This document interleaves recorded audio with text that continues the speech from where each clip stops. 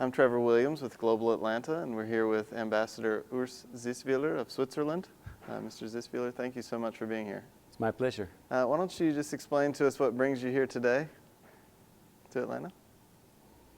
The main reason, obviously, is the event we have together with Georgia Tech and local partners. Very happy to be back in Atlanta again. It's after New York, the town in the U.S. I visited most since I'm in Washington D.C. So it's great to be back. You've been here for a few years now? It's my 4th year. Okay. I'm in the U.S. and obviously in Washington. Mm-hmm. Well, here today you're here to talk about transportation, and I was wondering if you could just talk about the roots of the Swiss system and how Switzerland has gone about building this network of different transportation modes. Yes, Switzerland is famous for its trains, obviously, and especially also for the punctuality of the trains. Our watch manufacturing industry is world famous, and if you want to put your watch straight, the best is go to a train station and look if the train is departing on 7:02, and if the train leaves, you can be sure it's 7:02. So yes, we have a long tradition of train building, but the idea behind is because it's a very mountainous and country with many remote areas, that we have to be linked with one another. And if you are linked with public transportation systems, that means also that not only tourists can go there, but also economic development is guaranteed, and that's basically the idea behind. Mm-hmm. Can you compare a little bit the Swiss and the U.S. systems of transportation? Well, it's difficult to compare two countries of so different size. I mean, if we would flatten the Alps, maybe we could compare. But the fact is that it's a small country, which is comparable to a state like Georgia, maybe. So that would be a fair comparison. But the big difference is that transportation system in the U.S. is basically based on the car, on highways, where transportation system in Switzerland and many other European countries is basically based on the train. So that is certainly a big difference between our two countries. That's something that we've talked about a lot in Georgia. There have been a lot of different plans put forth and studies done on how we can get commuter rail throughout the state. And it seems to always run up against a variety of interest groups talking about, posturing for different aspects of the system. But I was just wondering, how has Switzerland gone about getting everyone on the same page, especially in a country that's known for, individual freedom, especially within the cantons that are somewhat like our states? Yeah, I think it's in the interest of everybody, especially when you are a small country, that you're not strangled by traffic.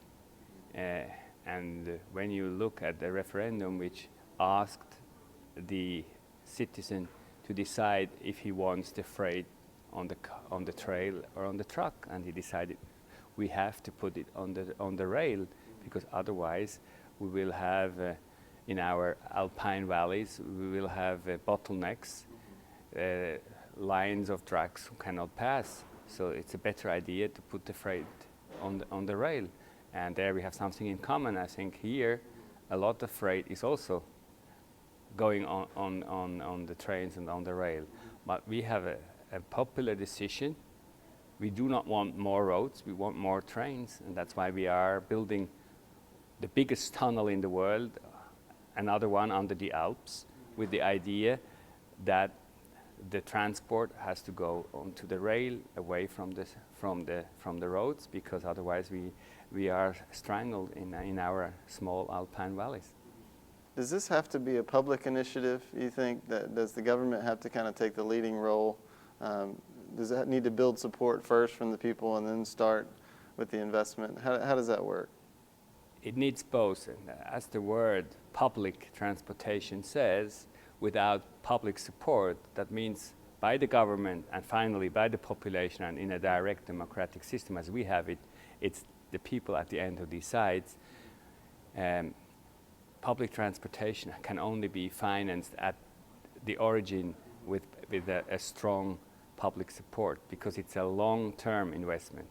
It's an infrastructure investment which goes for generations. So it's maybe less attractive for a private investor because he doesn't see the return on investment immediately.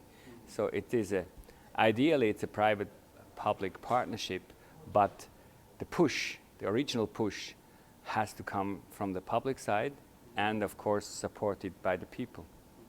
And how has your transportation network, especially the well-developed network of rails, how has that facilitated trade with your neighbors?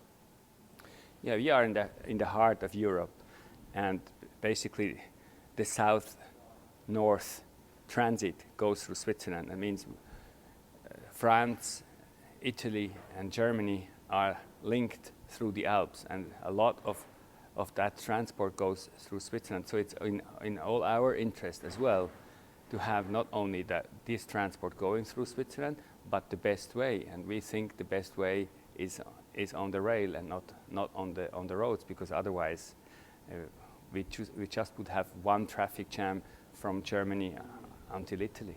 So it seems like Georgia could kind of adopt that concept as being kind of the center of the Southeast, some would argue.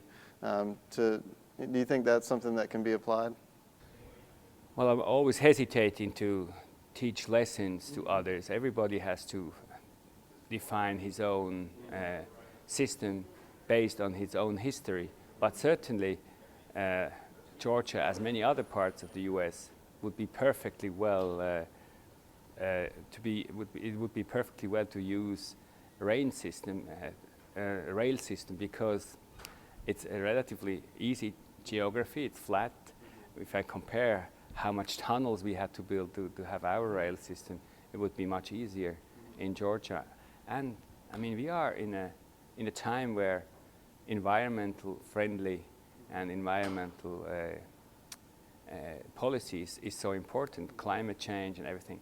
And our rail system is 100% electrified, so it is clean energy.